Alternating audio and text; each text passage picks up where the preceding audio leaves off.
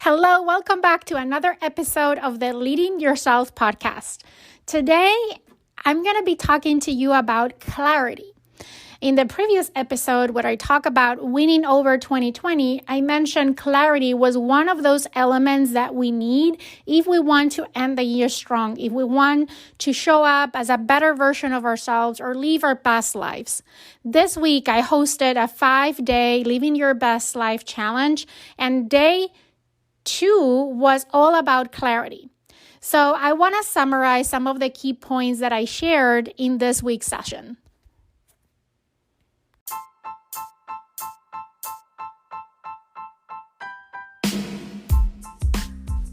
Welcome to the Leading Yourself podcast. This is your host, Carolina de Arriba. I'm an HR professional, health and fitness coach, wife, mom, and above all things, a goal-getter. In this podcast, we're going to be digging into all things leadership, professional and career development, habits, and relationships. This is a podcast for those who want to become the best version of themselves. Those who have big dreams and are willing to embrace the journey and put in the work to achieve them. My goal is to share with you the tools, tips, and tricks to help you in your journey. So let's dig into today's episode. Last week, I talked to you about how do you want to end the year and encouraging you, inviting you to make the last 90 days of this year the best 90 days of the year. I think that is possible. I hope that previous episode inspire you to look for ways to embrace joy for the next 90 days and end the year in a way that when you look back at 2020, whether you're sitting at December 31st or 5 years from now, you look back and you remember this year, not because of all the challenges that this year has thrown at us, but because of the things that you accomplished this year and the way that you experience joy. I mentioned in the previous episode that one of the elements that we need if we want to live our best lives, if we want to be a better version of ourselves, if we want to achieve a goal, if we want to end the year strong, is clarity. Clarity, from my point of view, is one of those foundational things that we need before we start any journey. Because if you don't know what is your destination, you're never going to get there. And that is what clarity provides us. Clarity is direction. Clarity gives us direction. I use the analogy of clarity as a compass. When I say direction, probably the first thing that you would think about is a GPS or a map, right? That tells you how to get to your destination. I believe that clarity is more like a compass that is always pointing to the north, to our true north. Having clarity means that we know what is our true north, what is our purpose, what is our vision, what is that we want to accomplish. And I think clarity can be achieved in the bigger picture of things, like what is our vision for our life?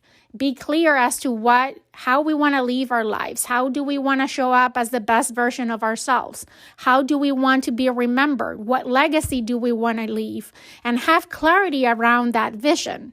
But clarity also applies to our day-to-day. Having clarity as to how we want our day to run. How do I want to show up for the next meeting, the next appointment, the next interaction? How do I want to show up today as a wife, as a mom, as a leader? Clarity applies for the next hour block to the rest of our lives. So let me go a little bit deeper into this topic of clarity. As I mentioned, for me, clarity is knowing all the time what is my true north. And I think that the best way to achieve that is by answering some questions to ourselves. I believe that thoughts create emotions, emotions create actions, and actions create results.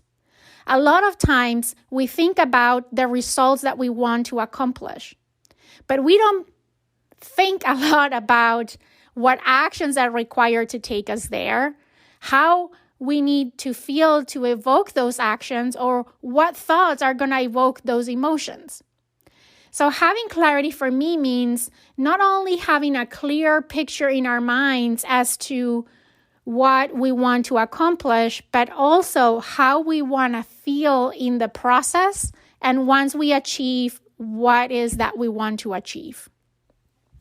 So there are different ways to seek clarity. And let me start by saying that from my point of view, seeking clarity is a habit. I talked about habits before. It's one of my favorite topics to talk about. And I think clarity, it's a habit. If you practice it enough, you become stronger. It's like a muscle, right? When you train, it becomes stronger. The same happens with clarity. The first time you try any of the things that I'm going to share with you today, probably you're going to feel that it's hard, or maybe you don't know how to do it, or it's really not creating the level of clarity that you were expecting to achieve. But the more you practice, the more stronger you're going to become, or your ability to seek that clarity. And you're going to be able to achieve that clarity quicker. But it takes some time and practice to get there. So, as I mentioned, clarity is a habit. It's one of those, from my point of view, keystone habits. What is a keystone habit? I might have shared this in previous episodes, but a keystone habit, it's a habit, first of all, empowering. It could be negative habit, but I want to focus on the positive sides of things. So I'm going to say that it's an empowering habit that has a ripple effect in other areas of our lives. And I think clarity is one of those keystone habits. One that no matter who you want to become or what you want to achieve, is going to help you propose yourself to get there. And it's going to have a ripple effect in all areas of your life. Just like resting or exercising or nutrition are also keystone habits. But let's come back to clarity. I shared this week in the Living Your Best Life Challenge that there's 3 ways that I like to seek clarity. The first one is visualization. Visualization is not other thing than closing your eyes and visualizing yourself in a different situation. It could be visualizing yourself 10 years from now. It could be visualizing yourself in that important meeting that you have that week. It could be visualizing yourself in a particular project or endeavor. It's just like watching a movie in your head. And it's as easy as closing your eyes and imagining that situation or that point in time in the future. And trying to be as detailed as possible. Try to see that movie as vividly as you can. Paying attention to every detail in that movie. So let's say that you're doing a visualization of your life in 10 years. I did that at the end of 2019 as we were starting a new decade. And I visualized how I wanted this decade to look like for me. I closed my eyes and I transport myself 10 years in the future.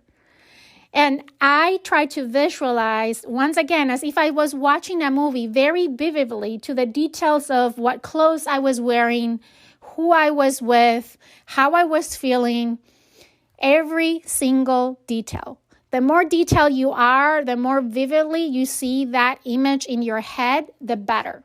Now, as I said, it takes repetition to get there. The first time I tried a visualization exercise, I did it for 5 minutes and I was done. Now it takes me probably a good 30 minutes to do a visualization exercise because I'm paying attention to every single detail. It is important that when you do this type of exercises, you find a place where you're free of distractions, where you can really concentrate on that visualization. And if you need help, I know you can go to Google. Google knows everything, or YouTube, and I'm sure that you're going to find videos or recordings or audios that can walk you through a visualization exercise. That might be a great way to get started. The second way to achieve clarity is to do a vision board. I mentioned in the previous episode when I talked about winning 2020 that this year I've done 2 vision boards. I did one for the next 10 years as we were starting a new decade. And I did one while in quarantine as to how I wanted to come out of this season, this hard season of COVID. But a vision board is nothing else than a collage of images that represent your vision for that period of time that you're looking at. And once again, you can do a vision board for the next 10 years, the next 5 years, the next year. You can do a vision board for a hard season in your life, like in my case with COVID. Or you can do a vision board for a project that you're starting now. You can do it in different ways. The traditional way is to get a pile of magazines, a pair of scissors, and some glue, and start cutting images that connect with your vision and the things that are valuable and important to you, and putting them in a collage. To be honest, don't like that method. My way of doing it is I go to Pinterest and I start to searching for words that evoke my vision. Typically, I like to do a vision board right after a visualization. So once I've done a visualization, I go to Pinterest and I try to find images that represent what I saw in that movie in my head. And I start pinning all the images, and then I go to PowerPoint. You can do any other app. I'm very old school. I went to PowerPoint and I start pasting those images and grouping them and putting them in a way that makes sense to me. At the end, it looks like a traditional vision board, but is an electronic version of a vision board. What I like about this approach is that I save it as an image and I have it as the desktop in my computer. I have it as the background in my desktop of my computer. So every day when I turn on my computer, I see my vision board. And it's a good reminder, once again, of what is my true north. It becomes my compass every day. Every morning, I'm able to connect with my vision and reminds me of what am I working towards? Who am I working towards to become? And that helps me set the right mindset as I start the day so I can start showing up today as the version of me that I want to become at the end of this whatever season, whatever time. And it also helps me when I'm frustrated, when I think or felt that I've lost direction. I go to the desktop in my computer, I see my vision board, and that serves once again as my compass. It tells me where to go. Where is that true north? And there might be different routes to get to your destination, right? If I was comparing this visioning, this clarity with a map, there is a fixed route. There might be several routes, but typically your GPS tells you this is the fastest route or this is the shortest route, and you just follow that route all the way through. You might detour if needed, but with the compass, the difference is just telling you direction. It's giving you clarity as to directionally where you want to go. And that serves as a compass for all the decisions that you're making that day, that season, that year, or from now forward. Another way that I like to seek clarity is by journaling. I have to be completely honest. When I started hearing about journaling, I dismissed the idea of me journaling because in my mind, what I thought journaling is like keeping a diary. Like when I was a teenager and I keep a diary, the one with the lock so your parents could not read what you were writing in your diary, or your siblings could not read what was in your diary. That was the idea I had about journaling. And I came to realize that I was very wrong about that. Journaling is about asking yourself tough questions and forcing yourself to answer those questions. Because the answers to seeking clarity are within us. But a lot of times we just stay in the surface. When we set goals for the year, when we think about or set intentions for the new year, we're only scratching the surface. We're not going deep into our unconscious mind. And that's what journaling helps us unlock. It helps us go deeper in ourselves to find our own answers. It's like you're becoming your own coach by asking yourself the right questions and forcing yourself to answer them. So some questions that I ask myself when I'm trying to seek clarity are things like, who am I? What do I value? What is important to me? How do I want to feel? What are my strengths? What are my weaknesses? And those are just level 1 questions. The beauty about journaling is not staying at level 1 questions, but going deeper and deeper and deeper, but asking yourself follow-up questions. Great questions to ask yourself, are questions that start with what, how, why. Why is a big one. When. All those are great questions to ask yourself and journal about. And the thing about journaling is that when you're writing, and I really encourage to use just paper and pen, there is a connection between what you're writing and your brain. So you're self-reflecting as you go. I think journaling is a great way to increase your self-awareness, to get to know yourself at a deeper level. Because while we are the ones who know ourselves best, sometimes we don't. We all have blind spots. And journaling can help you develop self-awareness and get that clarity of what matters most to you, how things or certain things or situations make you feel. How do you react to certain things? Remember, I talked about in the previous episode that we can't control what happens around us, but we can control how we react to those things. And journaling can give you the clarity to get to know you better and know how is that you're reacting to those things. So then, once you have gained that self-awareness, then you can close any gaps that you find. If you feel that you're not reacting the way that you would like to react, because a lot of times we react out of an impulse. But as we grow our self-awareness through journaling, then we can create a space between the situation and our reaction to that situation. And in that space is our power to decide how we want to react and react in a way that is going to feel or make us feel proud of ourselves. So journaling is a great tool to seek clarity. And it can be used to seek clarity in the long term, just like a vision board does, but also in the short term. Sometimes in the mornings, I will journal if I have an important meeting or an important event. I will journal about how do I want to show up for this specific meeting, for this specific event. And I write about it. I think about it. I visualize it as I'm writing it. And that gives me clarity as to how will the best version of myself show up, and sets my mindset to a point where I can show up as the best version of myself, even if I'm yet not the best version of myself.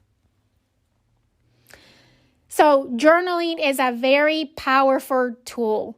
There are journals out there that you can purchase, that you can download, that will give you prompts and cues to get started with journaling.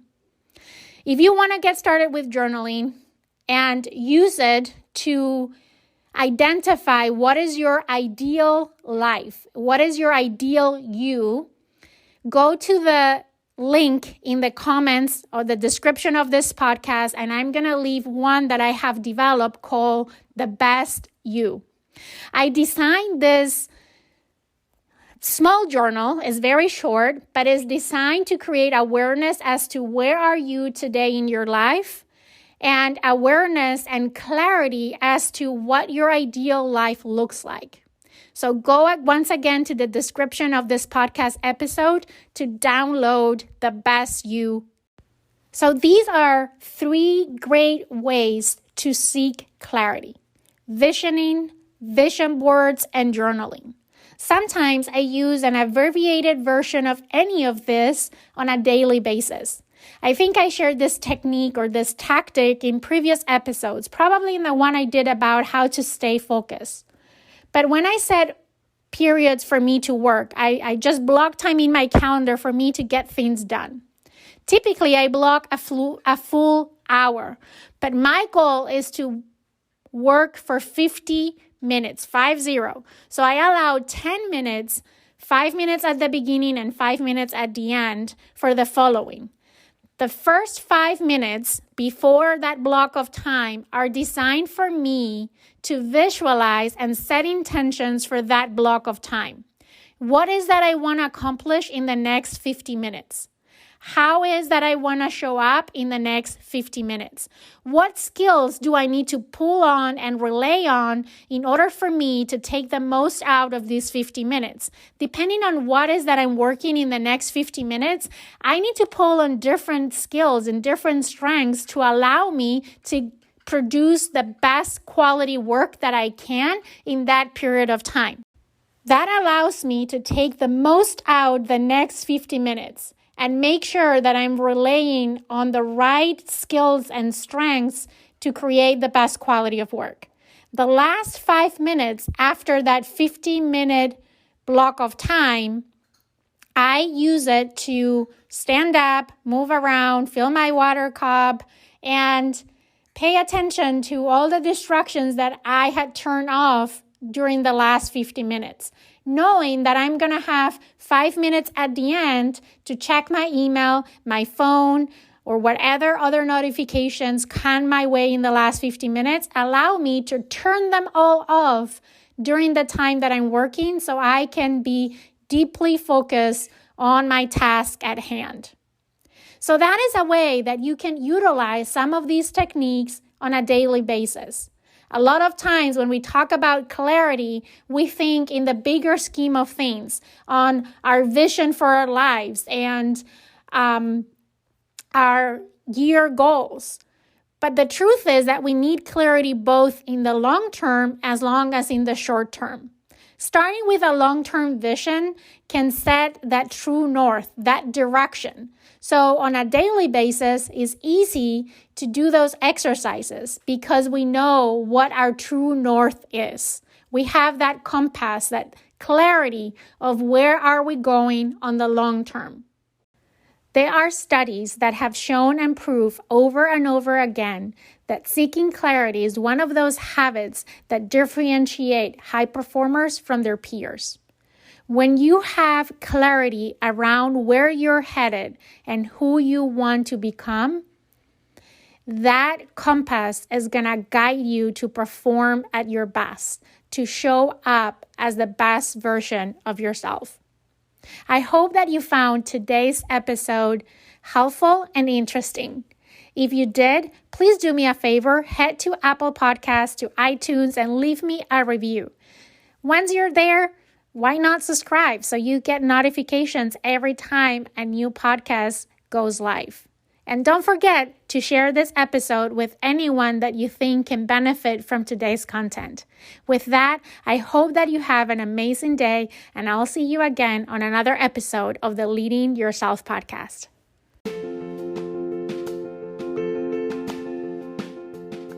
If you like today's episode and you would like to learn more about how to learn to visualize and do your own vision board, check the link on the description of this podcast to enroll to my vision board workshop on November 6th.